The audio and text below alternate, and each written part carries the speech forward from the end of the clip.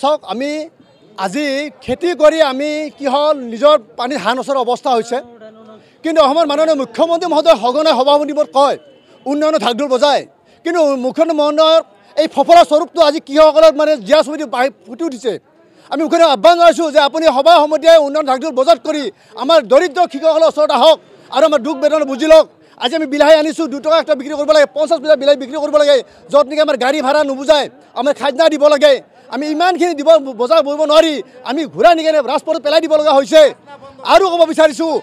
যে আমি মুখ্যমন্ত্ৰী মহোদয়ৰ যিখিনি বিষয় আমোলা আছে কৃষি ক্ষেত্ৰত জড়িত তেওঁলোক আমি চিনি নাপাওঁ গতিকে আমি তেওঁলোকক অনুৰোধ জনাইছোঁ তেওঁলোকৰ অফিচত AC ৰুমত বৈঠক কৰি আমাৰ কৃষকৰ ওচৰত আহক কৃষকৰ যি সমস্যা বুজ লওক আৰু আমাক জীয়াই থকাৰ কাৰণে যিখিনি সুবিধা জীয়াই থকাৰ সুবিধাখিনি তেওঁলোক আমাক দিয়ক চৰকাৰে যিটো PM কিষাণ আঁচনি ধন আবণ্টন কৰিছে কৃষকসকলৰ বাবে সেইটো আপোনালোকে অন্তৰ্ভুক্ত আছে কি নাই চাওক এতিয়া আমি যদি সঁচা কথা ক'ব যায় যিখিনি মানুহৰ চৰকাৰী আঁচনি পায় PM কিষাণ আঁচনি হওক বা কৃষি ঋণে হওক সেইখিনিৰ 197% তেওঁলোকে কৃষি কৰ্মত জড়িত নহয় হয়তো কাগজে কৰ্মে কৃষি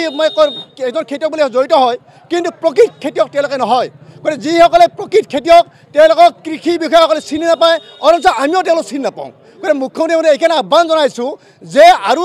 আমি কৃষি ক্ষেত্ৰত জড়িত যিখিনি ৰাসায়নিক সাৰ অধিক মূল্য বৃদ্ধি হৈছে মানে ইমানেই মূল্য বৃদ্ধি হৈছে যে আমি খেতিত মানে প্ৰয়োগ কৰা আমি মানে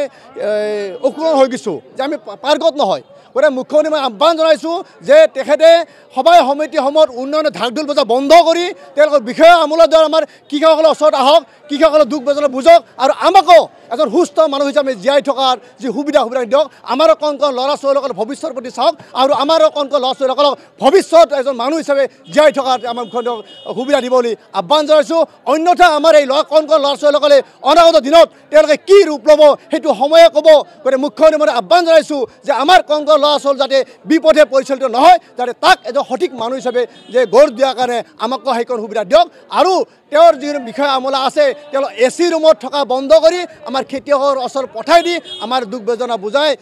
বুজিব দি আমাৰ সমস্যাসমূহ সমাধান কৰাত এটা বিকল্প চিন্তা কৰিব বুলি মুখ্যমন্ত্ৰী মহোদয়ক আমি আপোনালোকৰ জৰিয়তে আজি অনুৰোধ জনাইছোঁ কৃষি বিষয়াসকলে যিটো আপোনালোকক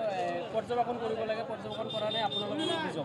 আৰু যিটো বৰ্তমান চাওক আজি আমাৰ অসম চৰকাৰৰ সাধাৰণ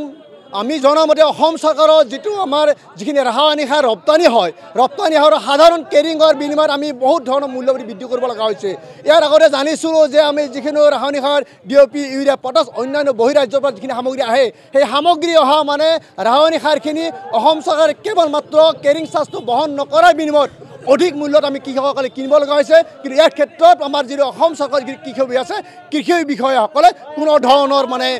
মাত মতা নাই আৰু তেওঁলোকে কোনো ধৰণৰ খবৰ লোৱা নাই তেওঁলোকে বাৰম্বাৰ অভিযোগ দিয়া স্বত্বেও তেওঁলোকে নুবুজাৰ ভাও ধৰি আছে